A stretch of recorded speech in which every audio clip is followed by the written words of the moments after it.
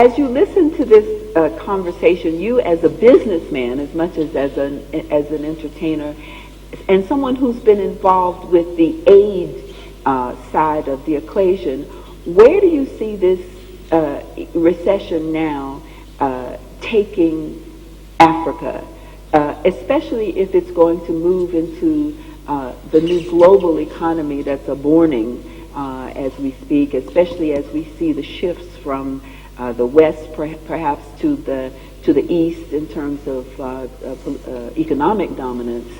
What does Africa have to do to get into that arena to provide sustainable, or if you think that that's necessary, to provide sustainable growth and development? Is that a big enough question for you, Mr. Geldof? That's fine. Again, like everybody, what a pleasure to be in this great university, and what an honour to be with my fellow panellists.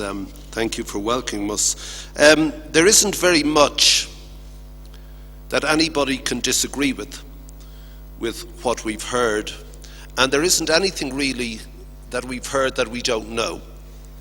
I'd really like to talk about sometimes what people think I'm mad when I talk about it in Europe and the United States, and I referred to it last night when the Prime Minister hosted us for dinner. I think Africa by 2050 will be one of the great poles of the global economic structure, and I don't think it has any other option but to be that. It has no choice. And the world has no other choice except to come here, because it is the last and the least developed continent. It's almost like what Mr. Kenyatta said, that you've been so outside the loop, you were sort of protected from the economic shock. I mean, the decimation in the growth of Kenya was largely caused by the fact that you decided to kill each other after your last election.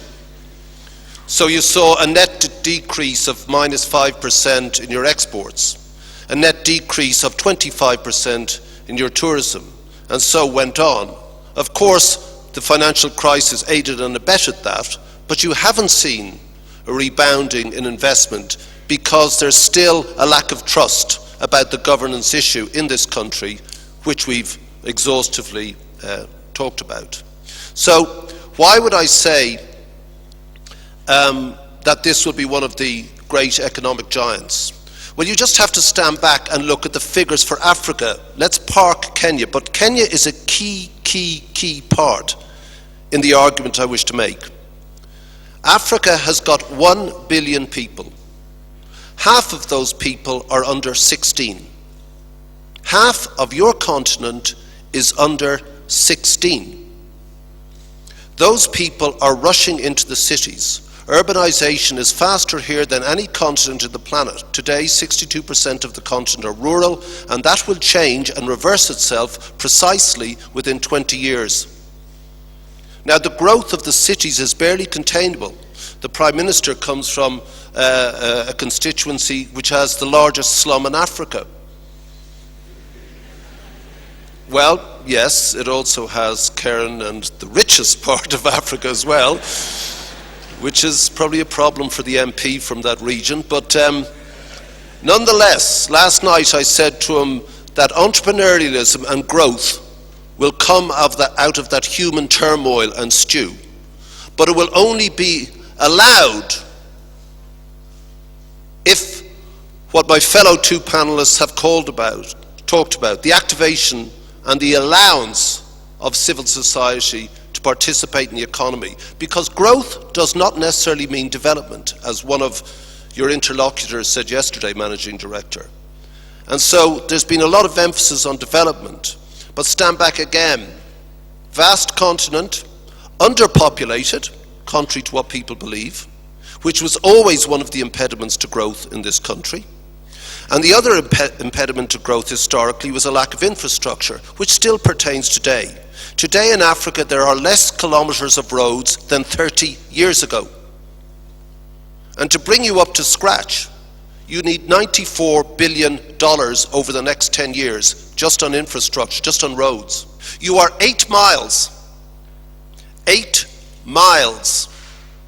from the richest continent in the planet.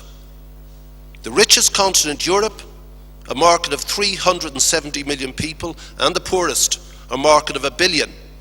In that is the economic future of this continent. In that simple fact, we've got nowhere else to go. Asia's pricing itself out of the market. We have to come to you guys, and you have to come to us, which brings us to subsidies and tariffs.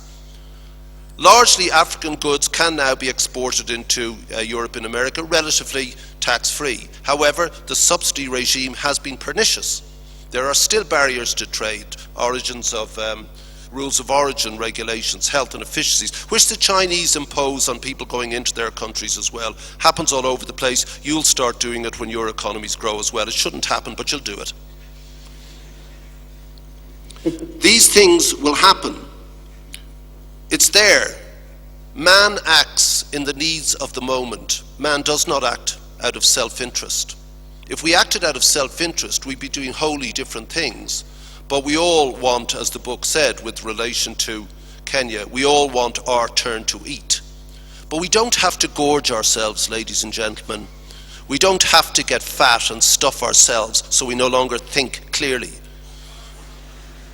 There is enough to go around. And when we rob a country for personal gain, we commit the greatest theft against a nation's future destiny. And that is why corruption is such a hideous, despicable and abominable crime. And those who commit it should be put in jail.